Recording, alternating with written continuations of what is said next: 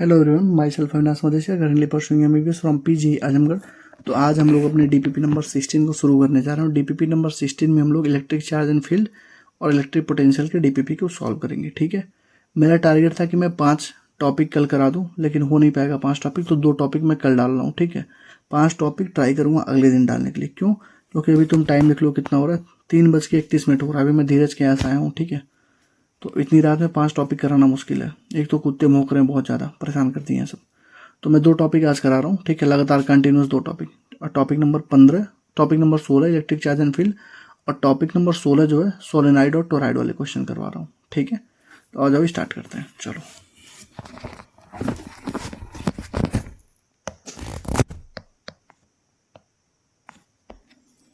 DPP number कितना है? 16 है। ठीक है, 15 डीपीपी ऑलरेडी हम कर चुके हैं। चलो, क्वेश्चन देखो। कह रहा 3 चार्ज है, प्लस क्यू, क्यू और प्लस क्यू। फिगर बनाओ। At distance 0 d/2 and d from the origin. मतलब ये अगर ओरिजिन हमारे पास है तो यहाँ पे प्लस क्यू है, यहाँ पे क्यू है और यहाँ पे प्लस क्यू है। अगर मैं इसको ओरिजिन मान लेता हूँ तो ये 0 पॉइंट पे प्लस ये है, क्यू वाला है d/2 पे, और ये वाला भी पोर्शन d/2 पे ही होगा। क्यों? क्योंकि ये इनिशियल पॉइंट से तुम्हारा यहाँ तक कितना है, d दे रखा है। ठीक है, तो इन दोनों के बीच की दूरी d/2, इन दोनों के बीच की दूरी d/2। क्योंकि ये खुद ही देखो तुम, ये यहाँ से दूरी दे रखी है, यहाँ से दूरी इस प्लस वाले क्यू की d दे रखी है। तो मतलब अगर ये d/2 होती है, ये भी d/2 होगा। सिंपल सी बात है। ठीक है, बेसिक है वो। तो कह रहा है if the net force experience by plus q placed at x equal to 0 is 0। मतलब जो यहाँ पे प्लस क्यू रखा हुआ है, इस पे अगर नेट फोर्स 0 है तो बताओ वैल्यू ऑफ स्मॉल क्यू क्या होगा। तो नेट फोर्स अगर यहाँ पे 0 करना तो एक फोर्स इसके वजह से लग रहा होगा, तो क्या हो जाएगा, के क्यू क्यू, यही तो होता है फोर्स इक्वल टू क्या होता है, k q n q two by r square. तो ये कितना हो जाएगा, d²/4। ठीक है, प्लस अब मतलब दो ही तो पॉसिबिलिटी है यार। एक देखो, फिर से समझो, एक इस क्यू और इस क्यू के बीच में फोर्स लग रहा होगा। ठीक है, और फिर इस क्यू और इस क्यू के बीच में फोर्स लग रहा होगा। तो वही तो तुमसे पूछा है कि अगर दोनों की वजह से जो नेट फोर्स है 0 है तो क्यू की वैल्यू क्या होगी। तो इसके वजह से तो होगा के क्यू क्यू बाई d²/4। इस प्लस क्यू की वजह से क्या हो जाएगा, के क्यू² हो जाएगा। क्लियर है भैया? के Q1 Q2 ना, तो क्यू यहाँ भी है, क्यू यहाँ भी है, बाई d², क्योंकि टोटल डिस्टेंस d है दोनों के बीच में, इक्वल टू 0 है। ठीक है, तो k से k कट जाएगा, ये 4 ऊपर चला जाएगा, तो क्या बचेगा, 4Q/d² plus Q² upon d² equal to 0। d² से d² भी काट दो, कोई दिक्कत नहीं है। बचा क्या, 4Q इक्वल टू माइनस में Q²। मतलब Q से Q कटेगा, Q इक्वल टू क्या हो जाएगा, माइनस में Q/4। C हो जाएगा, C माइनस में Q/4। ठीक है, करना कुछ नहीं था, बहुत तामझाम नहीं था क्वेश्चन में वो सिंपल सा तुमसे पूछा है, एक चार्ज प्लस क्यू, एक स्मॉल क्यू, एक प्लस क्यू। अगर इस पे नेट फोर्स 0 है तो एक फोर्स इसके वजह से होगा, एक फोर्स इसके वजह से होगा। फोर्स का सिंपल सा formula k q two by r square. बस सॉल्व करो, आंसर लाओ यार अपना। ठीक है, नीचे कमेंट में जरूर लिखना कितने क्वेश्चन सही हो रहे हैं, सारे अच्छे लेवल के क्वेश्चन इसमें। ठीक है, कह रहा है uniformly ring of radius r है इलेक्ट्रिक फील्ड। देखो भाई, ये अगर कोई रिंग होती है, ठीक है, यहाँ पे जो तुम्हारी होती है, तो पूछ रहा है कि मैक्सिमम कब होगी, लार्जेस्ट मैग्नीट्यूड क्या होगी, तो r/√2 होती है। तो याद होना चाहिए सबको।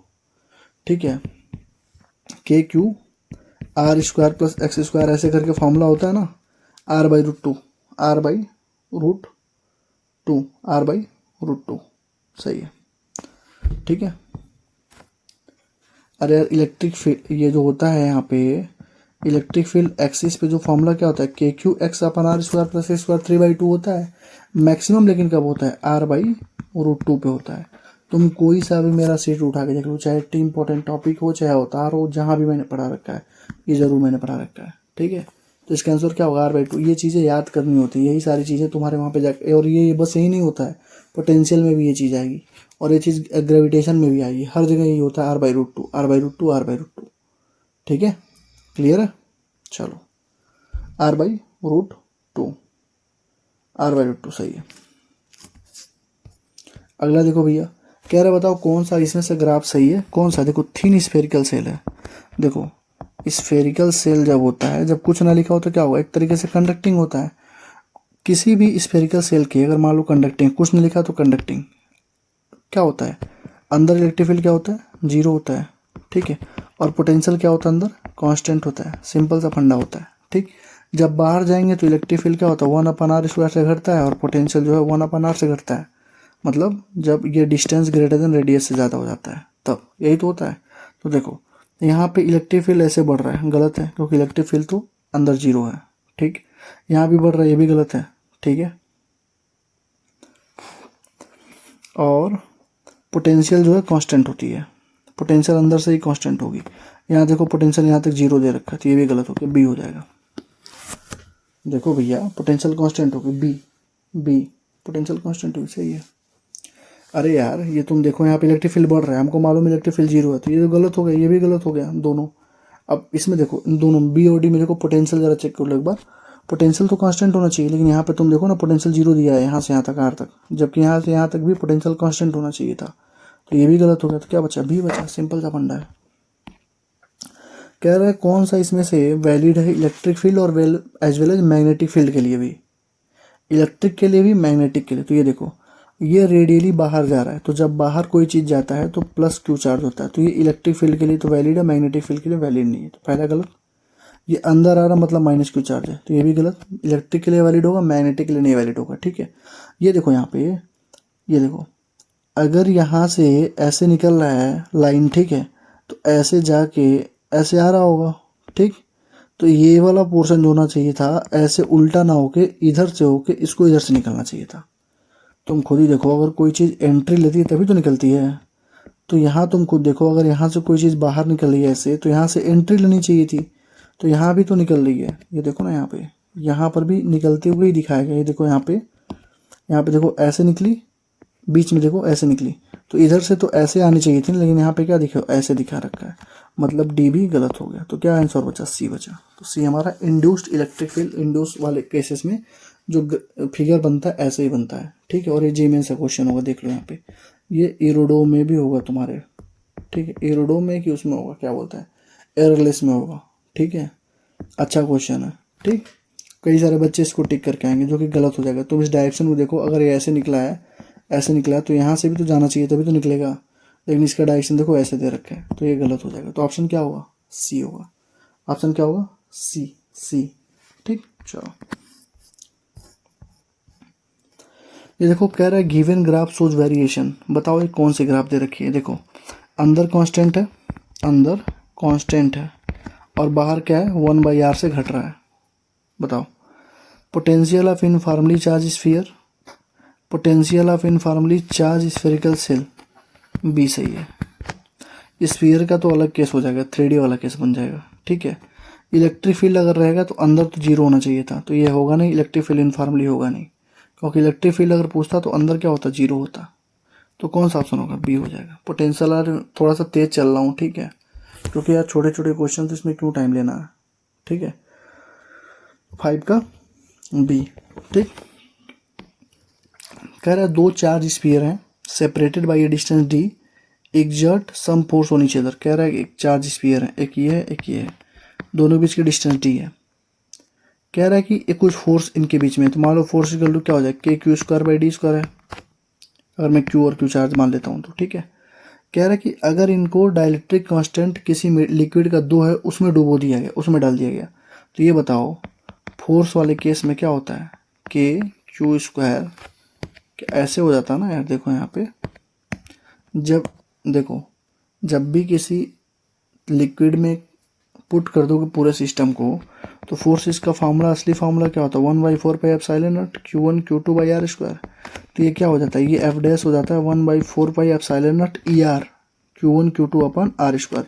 ये जो ER होता है क्या होता है, डाइलेक्ट्रिक कांस्टेंट होता है, डाइलेक्ट्रिक कांस्टेंट होता है। मतलब क्या हो रहा है, तुम खुद को डिवाइड हो जा रहा है ना, मतलब जो एफ डैश होता है वो F अपॉन ER के बराबर होता है। तो डायलेक्ट्रिक कांस्टेंट कितना है, 2 है, तो एफ डैश कितना हो जाएगा, F/2 के बराबर हो जाएगा। ए हमारा आंसर हो जाएगा। मतलब जितने तुम डायलेक्ट्रिक कांस्टेंट के वैल्यू में डालोगे उतने टाइम्स फोर्स कम हो जाएगा, ठीक है। अगर इसी में तुमको कैपेसिटेंस पूछ देता तो कैपेसिटेंस इक्वल टू होता है एप्सिलॉन नॉट A/D लेकिन जब किसी मीडियम में डालते हैं डायरेक्टरी कांस्टेंट मान लो के है, तो सी की value epsilon not A into के बाई डी हो जाती है। मतलब सी जो होता है वो 2 टाइम सी हो जाता है, 2 गुना हो जाता है। क्यों? क्योंकि डायरेक्टली प्रोपोर्शनल हो रहा है और बढ़ रहा है।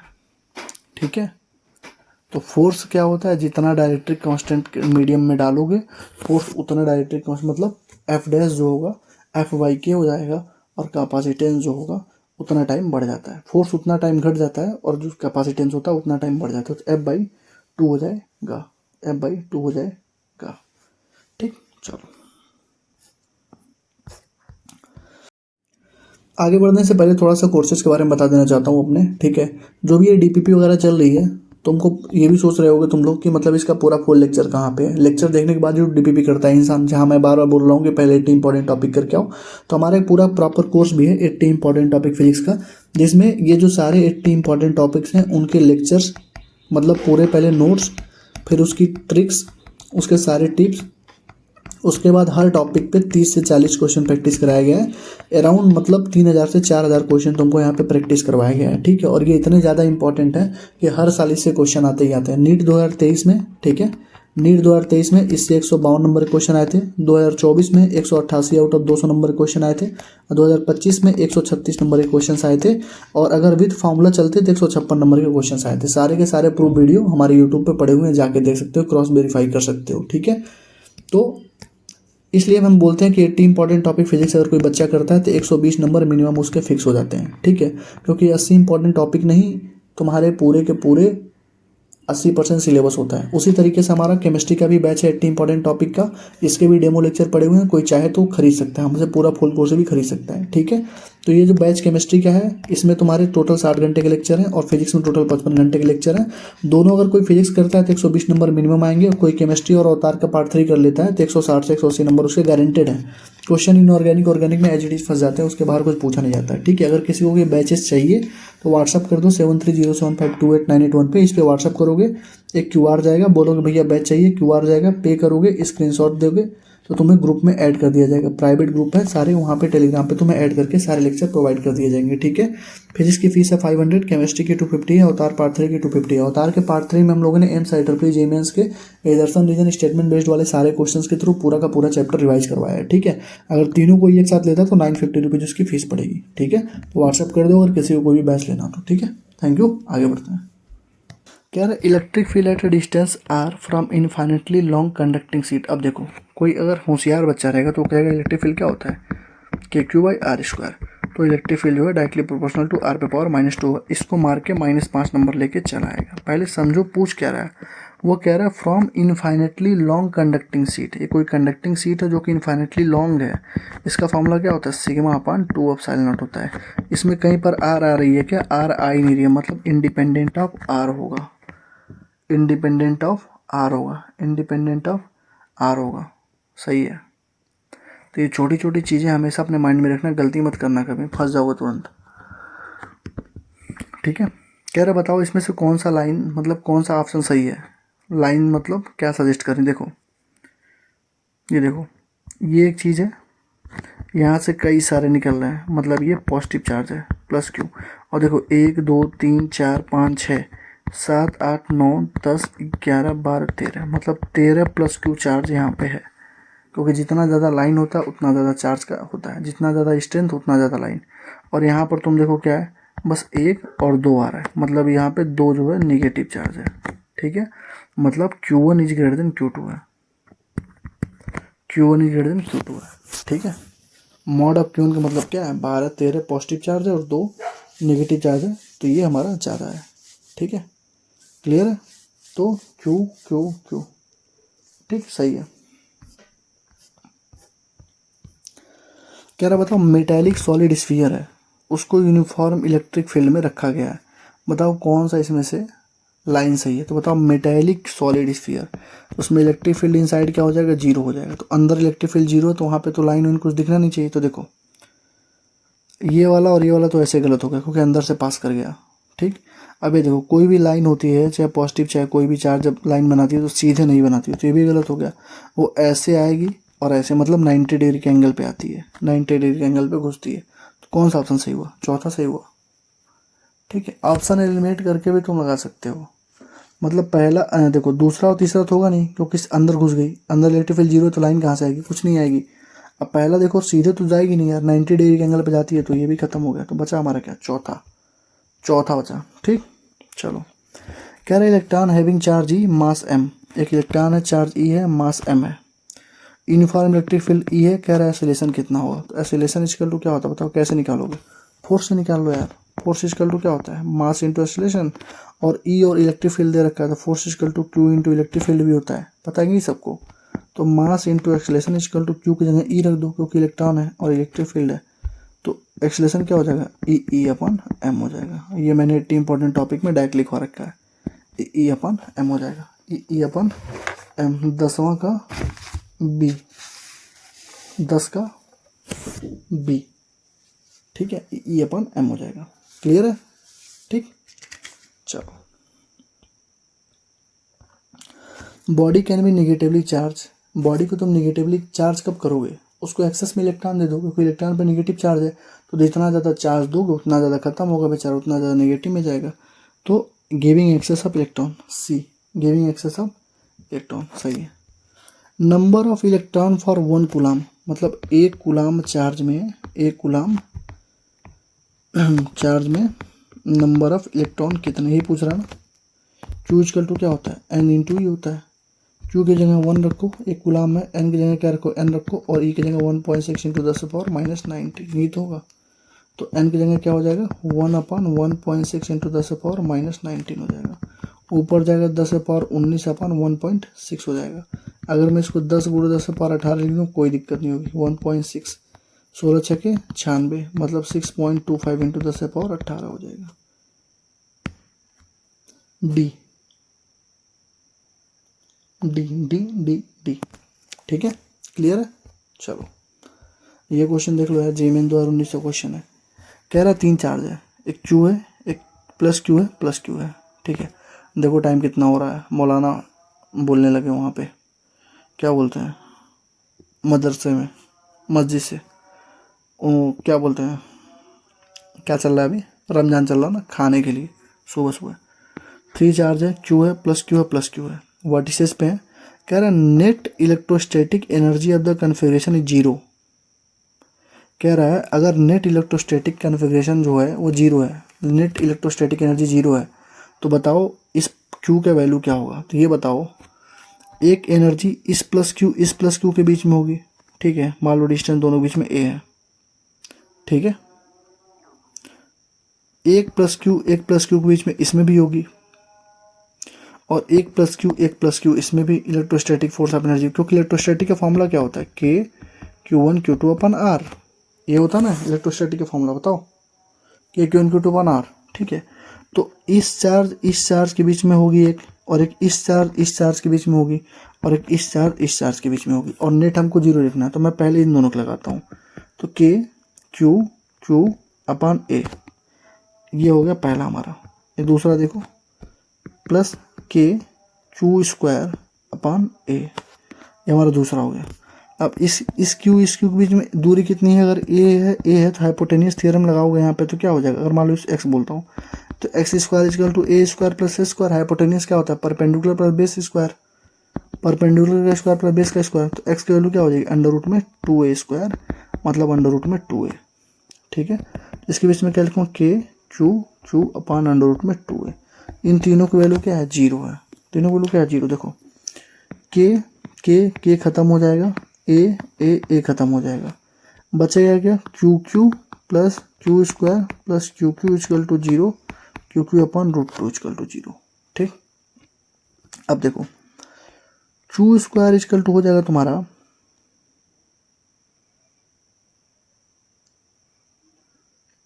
हमसे क्या वैल्यू अब कैपिटल क्यू पूछ रहा है ना, कैपिटल क्यू का वैल्यू पूछ रहा है, तो इसको उधर ठेल देते हैं, k q plus k q upon √2 equal to minus में क्यू स्क्वायर, इसको इधर ठेल देते हैं, ठीक है। तो यहाँ से क्यू हमको चाहिए, क्यू यहाँ से अगर मैं कॉमन ले लेता हूँ तो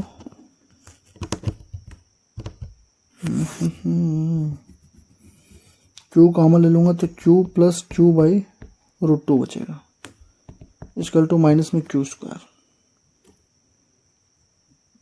ये तो थोड़ा सा लेंदी हो जाएगा, ठीक है, देखते हूँ।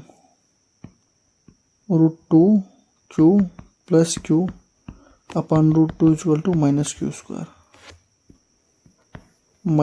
स्क्वायर। इसका आंसर आई थिंक सी होना चाहिए, सी नहीं ए होना चाहिए, ए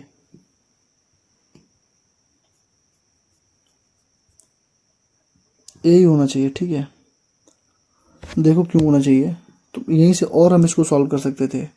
ऊपर वाले तुम इतना नीचे जाओ मत, ऊपर से ये सॉल्व हो जाता। देखो यहाँ पे थोड़ा सा मैं लेंदी कर दिया हूँ। देखो यहाँ पे ये क्यू भी तो कटेगा, सब में जब सेम ही है तो सब में तो कटना ही कटना है। तो ये q plus q by √2 equal to 0 होता। ठीक, अब यहाँ पे हम लिखते क्या, क्यू को अगर मैं कॉमन लेता तो 1 + 1 by √2 equal to minus Q होता। ठीक है, तो ये हो जाता Q √2 + 1 by √2 equal to minus Q. तो minus Q √2 upon √2 + 1 equal to Q हो जाता। -2 √q √2 + 1 ए हो जाता। लो देखो पहला हो जाता। देखो बस देखो, जब जो सब में कॉमन उसको काट के हटाओ ना, यही तो होता है मैथमेटिक्स। देखो ए सब में था, कॉमन करो, काट के हटाओ। क्यों? क्योंकि इधर 0 है, तो जब इधर भेजोगे तो नीचे नीचे नीचे कटेगी। के सब में काटो। सब में देखो क्यू कॉमन है, small Q capital Q square Q काट दो, सॉल्व करो यार, आंसर आ गया तुम्हारे पास। मैंने स्मॉल क्यू को काटा नहीं था, इसके वजह से हमारा आंसर नहीं आ रहा था। ठीक है, तो ए हो जाएगा। ए कहाँ गया, ए हो जाएगा।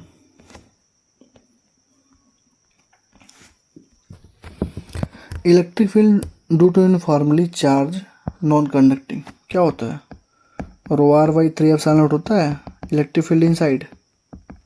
बोलो भैया, अगर कोई नॉन कंडक्टिंग स्फीयर होता है उसका इलेक्ट्रिक फील्ड अंदर क्या होता है? ρr/3 बाहर क्या होता है? बाहर वही हो जाता है KQ/r²। मतलब अंदर जो होता है वो डायरेक्टली प्रोपोर्शनल टू आर होता है, और जो बाहर होता है वो इनवर्सली प्रोपोर्शनल टू आर होता है। किसमें? नॉन कंडक्टिंग स्फीयर में। अगर यही कंडक्टिंग स्फीयर होता तब क्या होता? इलेक्ट्रिक फील्ड क्या होता है? अंदर खत्म होता, तुम्हारा अंदर 0 होता है इलेक्ट्रिक फील्ड। लेकिन ये हमारा क्या, नॉन कंडक्टिंग है, तो अंदर देखो डायरेक्टली प्रोपोर्शनल टू आर, और बाहर देखो इनवर्सली प्रोपोर्शनल टू r²। तो देखो अंदर ये गलत, क्योंकि अंदर भी डायरेक्टली प्रोपोर्शनल टू आर है, ये भी खत्म। अंदर देखो डायरेक्टली प्रोपोर्शनल टू आर, और बाहर देखो इनवर्सली, बी हो जाएगा। बी हो गया, सही है। ठीक है, अरे यार तुम खुद ही देखो ना यार, अंदर जो है नॉन कंडक्टिंग क्या होता है, फॉर्मूला क्या होता है? σr/3ε0। तो अंदर तो डायरेक्टली प्रोपोर्शनल टू आर होता है, और बाहर क्या होता है? 1/r²। तो खत्म हो गया ना यार। यहाँ देखो भाई, फिर से वही सेम क्वेश्चन पूछा। ए से देखो रेडिएट हो रहा है, मतलब ए क्या है? पॉजिटिव चार्ज है। और बी पर देखो आ रहा है, मतलब अंदर की तरफ आ रहा है, तो बी पे क्या है? नेगेटिव चार्ज है। अब ए से देखो 1 2 3 4 5 6 7 8 9 10 11 12 13 प्लस क्यू है, और बी पे कितना है? 1 2 3 4, मतलब 4 माइनस क्यू। बताओ कौन ज़्यादा? मतलब ए पॉजिटिव है, बी नेगेटिव है, और mod of A is greater than mod of B. Clear है? A is positive, B negative, और mod of A is greater than mod of B. A A A A ठीक है, अगला देखो। Half के लिए पूछ रहा है, सेमी सर्कल ये क्या होता है? 2k λ/, ये होता है इलेक्ट्रिक फील्ड। बताओ, इलेक्ट्रिक फील्ड किसी भी सेमी सर्कल का फॉर्मूला क्या होता है? 2k λ/। हमको चाहिए लेमडा में दिया ही नहीं है, 2 λ/a रख दो, k की जगह रख दो 1/4πε0। क्या हो जाएगा? λ/2πε0a। ये लो, ये एनसीईआरटी का सीधे है यार, एनसीईआरटी में भी डायरेक्ट दे रखा है, नीट में भी कई बार पूछा गया है ये। ठीक है, कि सेमी सर्कल कितना होगा? तो सेमी सर्कल का फॉर्मूला क्या होता है? 2k λ/a होता है, k की जगह 1/4πε0 रख दो, सॉल्व हो जाएगा। ठीक है, तो इसका हो जाएगा डी हो गया, सही है। ये कह रहा है कि 3 चार्ज रखे हुए हैं, plus Q minus Q plus Q. The force experience by the charge placed at vertex ए। कह रहा है इस ए पर नेट फोर्स कितना होगा? तो देखो ध्यान से, इस माइनस क्यू की वजह से ये प्लस क्यू क्या होगा? अट्रैक्शन होगा, तो ये इधर आएगा। क्लियर है? इस प्लस क्यू की वजह से इस प्लस क्यू पे रिपल्सन होगा, तो इधर जाएगा। क्लियर है? अब बताओ इन दोनों के बीच का एंगल कितना हुआ? 120 डिग्री हुआ ना। एफ नेट जो रिजल्टेंट आता है, जो तुम पढ़ते हो F1 का स्क्वायर प्लस F2 का square plus 2F1 F2 cos theta, अगर इसमें कॉस 120 रखते हैं तो एफ नेट कितना आता है? एफ नेट एफ के बराबर आता है। आता है कि नहीं मुझे ये बताओ, तुमको सिखाया हो कि नहीं? 80 इंपॉर्टेंट टॉपिक में अवतार में कि जब भी दो रिजल्टेंट के बीच का एंगल कितना हो 120 डिग्री हो तो एफ नेट किसके बराबर होता है? एफ के ही बराबर होता है। तो इस पूरे ताम झाम का सेंस क्या आया कि जो एफ नेट आएगा वो एफ के ही बराबर आएगा। और एफ का वैल्यू क्या होता है? Q square upon 4 pi epsilon not into A square. देख लो भैया, Q square upon 4 pi epsilon not A square, A हो जाएगा। सही है, कोई दिक्कत नहीं है, ठीक है।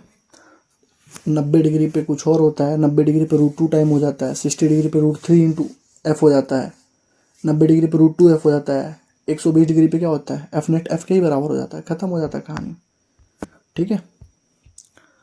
एक्सिस पे है, इक्वेटोरियल पे है, तो इलेक्ट्रिक फील्ड जो एक्सिस पे होता है वो 2 टाइम्स इलेक्ट्रिक फील्ड इक्वेटोरियल पे होता है, सबको मालूम है। लो B, electric field axial is equal to 2 times electric field equatorial, ठीक है। सही है, सही है।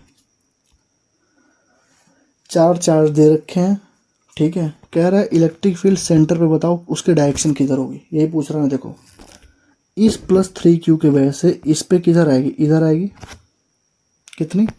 3Q। इस +Q की वजह से इधर रिपल्सन होगा, रिपल्सन इधर जाएगा तो कितना होगा? +Q। तो मैं यहाँ पे सेंटर पर रख रहा हूँ, ठीक है। 3Q इधर आया है और Q इधर आया है, क्लियर। तो नेट किधर आएगा मुझे ये बता दो। नेट इधर आएगा, नेट कितना आएगा इधर? 2Q। कितना आएगा? 2Q इधर आएगा नेट। तो 3Q इधर है और Q उधर उल्टा, 3Q नीचे Q ऊपर, तो कितना है? 2Q। अब इसकी वजह से देखो, पेन चेंज कर रहा हूँ, ये +2Q की वजह से इधर जाएगा 2Q, 4Q की वजह से इधर आएगा कितना? 4Q। क्यों? क्योंकि रिपल्सन हो रहा ना, 4Q जो है ढकेलेगा इधर, 2Q वाला ढकेलेगा इधर। तो नेट अभी भी देखो किधर आया, देखो यहाँ पे, इधर था 4Q, इधर था 2Q, तो नेट किधर आया बताओ? नेट किधर है? इधर है। इधर कितने का है बताओ, बोलो बोलो, कितना आया? 2Q का। तो ये 2Q यहाँ, ये 2Q यहाँ, तो इन दोनों का नेट कहाँ आएगा? यहाँ नीचे आएगा। किधर आएगा? यहाँ। मतलब ये कौन सी लाइन है? मतलब देखो मैं फिर से यहाँ बता रहा हूँ, 2Q इधर आया, 2Q इधर आया, इसका नेट आ गया इधर, मतलब कौन सी लाइन है? C और D वाली लाइन है। कौन सा लाइन है? C और D वाली। मतलब क्या आंसर होगा? DC, ठीक है। क्योंकि देखो ये प्लस चार्ज है, 3Q है, तो 3Q इधर अपना रिपल्सन करेगा, ये +Q है, छोटा सा ही है तो इधर रिपल करेगा Q, तो 3Q और Q इधर, तो इधर कितना आएगा? 2Q आएगा। ये 2Q 4Q, तो 4Q इधर आएगा, 2Q इधर जाएगा, तो इधर कितना है? 2Q। मतलब इधर 2Q, इधर भी 2Q, तो बीच में कितना आ गया? बोलो, D और C, ठीक। अब रिजल्टेंट अगर तुमसे पूछता है तो दोनों के बीच के एंगल निकाल के F1 का स्क्वायर प्लस F2 का square 2F1 F2 cos theta कर देते, सॉल्व हो जाता, ठीक है। तो ये हमारा शायद 17, 18, 19 क्वेश्चन था, ठीक है। तो मैंने सारे तुमको 26, 27 मिनट में करवा दिए हैं, ठीक है। अब इसके बाद वाला जो है वो हमारा चलेगा मोमेंट वाला, टोराइड और सोलनाइड का मैग्नेटिक फील्ड वाला, ठीक है। थैंक यू, जितना सही हुआ लिख देना, ठीक है। और लाइक, कमेंट, शेयर, सब्सक्राइब जरूर करना, ठीक है। Thank you, all the best.